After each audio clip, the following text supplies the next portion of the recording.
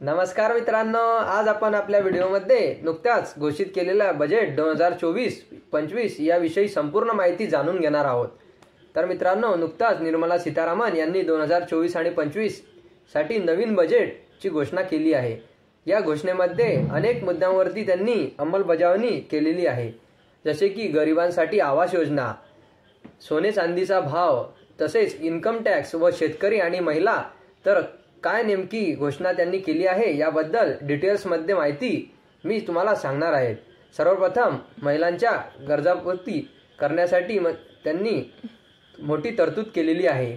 कृषी क्षेत्रासाठी 1.52 लाख कोटींची तरतूद करण्यात आलेली आहे। युवकांच्या सर्वांगीण विकासासाठी 2 लाख कोटींची तरतूद आलेली आहे।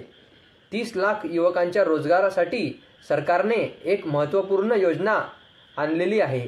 नव्या रोजगार निर्मितीसाठी 2 लाख कोटींची तरतूद निर्मला सीतारामन यांनी अर्थसंकल्पात मांडलेली आहे।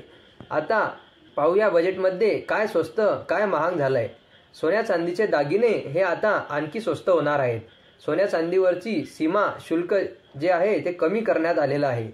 कस्टम ड्युटी कमी करण्यात आल्यानंतर सोलार सेल आणि सोलार पॅनल हे सुद्धा स्वस्त करण्यात आलेलं आहे। तसेच कॅन्सरची औषध आता स्वस्त करण्यात आलेली आहे। कॅन्सरच्या औषधीवरील कर कमी करण्यात आलेला आहे। त्यानंतर ई व्हेकल म्हणजेच इलेक्ट्रिक गाड्या सुद्धा आता स्वस्त होणार आहेत।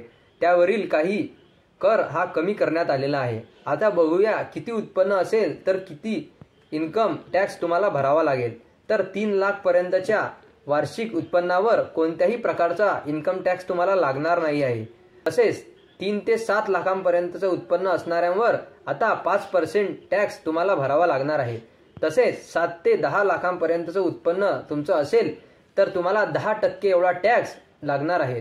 तर 10 ते 12 लाख पर्यंतचं जर तुमचं उत्पन्न असेल तर मित्रांनो तुम्हाला 15% इन्कम टॅक्स भरावा लागणार आहे। तसेच शेतकऱ्यांसाठी मोठी घोषणा केलेली आहे।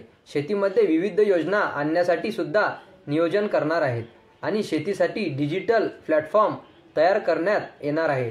सरकारचा भर यावर अधिक असेल अशी घोषणा निर्मला सीतारामन यांनी केलेली आहे। आणि मित्रांनो, आणखी एक घोषणा म्हणजे तुमच्यासाठी मोबाईल, चार्जर अशा इत्यादी अनेक गोष्टींची भाव रेट जो आहे तो कमी करण्यात येणार आहे। याच्यावरचा जो टॅक्स आहे शुल्क तो सुद्धा कमी करण्यात येणार आहे। तर मित्रांनो, अशाच नवीन आणि महत्त्वाच्या अपडेटसाठी आमच्या व्हिडिओला लाईक आणि सबस्क्राईब करायला विसरू नका, जेणेकरून अशीच महत्त्वाची माहिती आम्ही तुम्हाला पुढे देखील देत राहू। तोपर्यंत धन्यवाद मित्रांनो, पुढच्या व्हिडिओला भेटूया। जय शिवराय।